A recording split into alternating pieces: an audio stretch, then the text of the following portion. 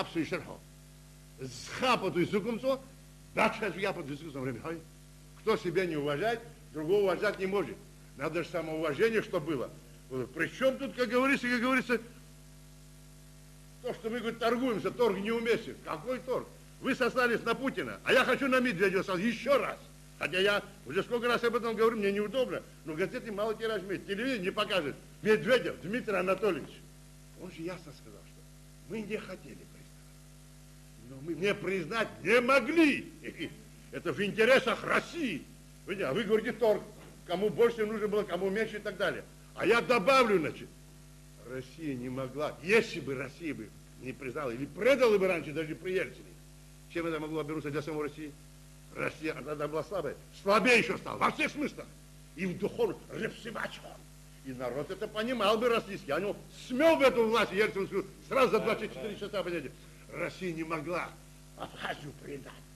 Она слабее стала и в геополитическом смысле, и в военном смысле, и в экономическом и прочее. А вы говорите, торговля. Какая торговля? Ну, надо уважать. Признали, больше-меньше не были. Им нужно было, нам нужно было. Совпало очень хорошо. Ну, давайте. Нерсесянс говорил, крупнейший теоретик. Он крупнейший теоретик России. Значит, теоретик права. И поймите, Россию признал его, а он член, действительно, РАН, Российской академии наук. Он сказал, право это математика свободы. Ну хорошо, эти объекты, я там Горбачева, Сталина дача набрал. Это полувековой давности, более полвековой давности, как говорится, это самое пользование. Попользуйся десятилетия, попользуйся полвека, попользуйся более полвека. Без аренды. Ну хорошо, хватит, правильно? А теперь давайте, теперь давайте будем смотреть, как что, как, на каких условиях, за $1 миллиард или через аукцион. Да, Россия стратегический партнер в военных делах, хорошо. Давайте тогда не будем аукцион объявлять, но скажем, знаете же, это же $1 миллиард стоит, мои хорошие. Вот вам, это не 10 миллиардов, которые мы получим. Там другие суммы, понимаете. Вы говорите, помощь России. Если с 10 миллиардами будет так, это копейка по сравнению с тем, что стоят эти объекты. И она победила 5 не туда, как между строк для таких сторон. Тогда что? Что мы потом будем делать, как говорится? А ведь продается, и куда ты попадешь, восседает в карманах, вы поймите правильно, значит. А вы говорите, помощь России нам. Кому нам? Ну не вам и не тебе, и не вам, и не нам. Кому? Узкая группа, групповые интересы, Сачу-Кукшу. Надо заканчивать с этим, понимаете, как говорится, с этим. Он один другого спас.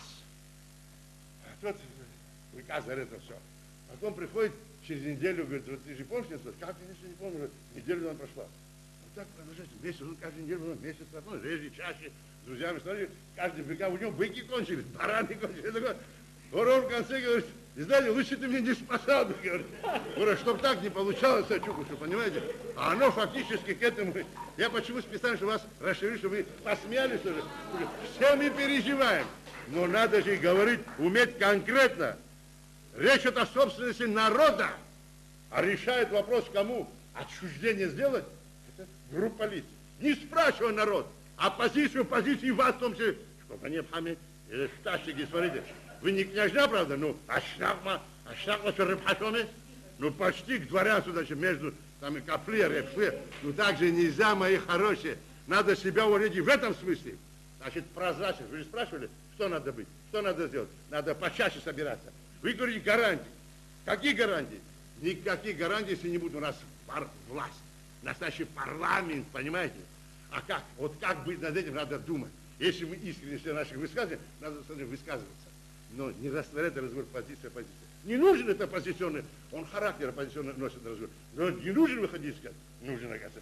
И вы говорите, кто-то сказал, что власть, партия, рвущаяся к власти.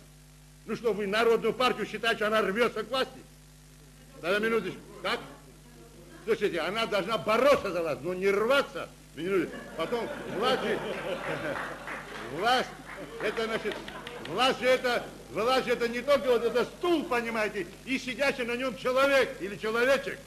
А вот если действительно люди, мужья, эти государства еще сядут в такой стул, вот тогда конкретно будут открываться инструментарий, тогда все по-другому можно. Еще не все потеряно. Но если так будет продолжаться, тогда будет потеряно все. И потом не будет смысла, в том числе и в такого рода, значит, как говорится, мероприятия, за которые мы хотим вас поблагодарить.